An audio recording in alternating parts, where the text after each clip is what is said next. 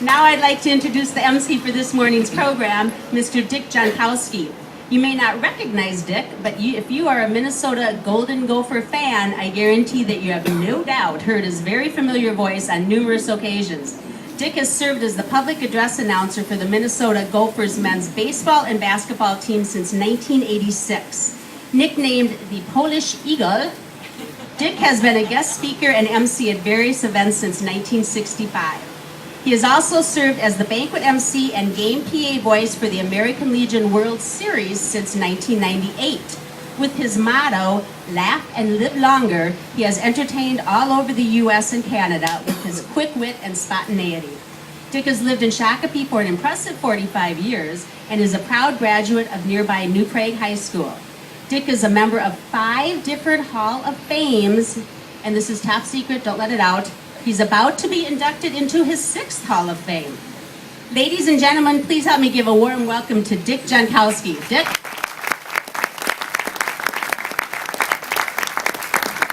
Thank you very much, Julie. Out of all my introductions, yours is the most recent, so thank you. I really appreciate that. But it is great to be here and have some fun, and a nice proclamation from Governor Dayton. I remember I asked Governor Dayton, how many people work in the Capitol? He said, oh, about 50%, and I think that's probably very, very true when you think about it. But it's great to be here for this wonderful event. I live only about 5 miles from Valleyfair, and so they probably thought, well, it's a cheap guy, he lives close, we won't have to pay him much, let's have him MC this event. But actually, when Brent Corey called me, he said, Dick, how would you like to MC our event for a couple $100? And I thought about it, and I gave him a couple $100, and here I am. So very happy to be involved with this particular event today. But as Julie mentioned, laugh and live longer, that's really how I feel. And I think that the way the world is today with the tsunamis, tornadoes, terrorism, you never know from one minute to the next if you're going to stay alive. So I try to tell everybody, laugh and really live longer and have some fun each and every day. We had a horrendous accident a couple of weeks ago outside of Shakopee, and one of the cars was driven by a dwarf. And he walked over to the guy in the other car and he said, I'm not happy. The guy said, which one are you? So these are kind of, is that too fast for a lot of you out there?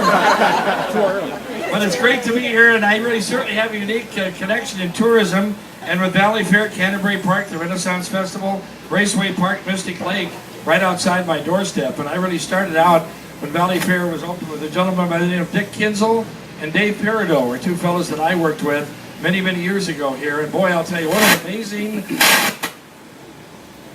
Who was that? Okay. What an amazing thing has happened here. Just unbelievable, the expansion. Just one of the greatest amusement parks you could ever ask for. And what a wonderful place as far as tourism is concerned. I talk to people, I speak all over the country, and they talk about Shakopee basically being a community where you can take a vacation in one area for a week. And it's probably very, very true. And then they talk about all the different things that we have available, and very, very proud to be part of that.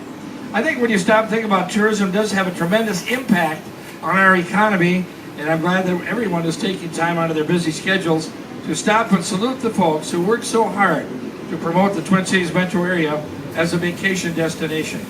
I think we should give all these folks in the tourism and hospitality industry at this time a very nice round of applause. They do a great job.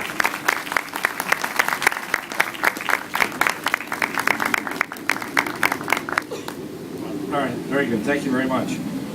It's just, as I mentioned, all of the United States and Canada as a speaker, and last week I was in the airport and somebody said, Dick Jankowski's in the crowd. I was so embarrassed, I was sorry I yelled. But you know, you get an opportunity to speak to all types of groups. And I went to a nursing home last week in South Saint Paul, and there was a lady in a wheelchair, and I said, do you know who I am? She said, no, but if you go to the front desk, I think they can tell you. So you never know. If you think you're a big shot, you go somewhere, it doesn't really work out that well. So you try to have a little fun no matter what it is, and that's great stuff. I remember I went to this little town of Lonsdale. A lot of people know where that is, I'm sure.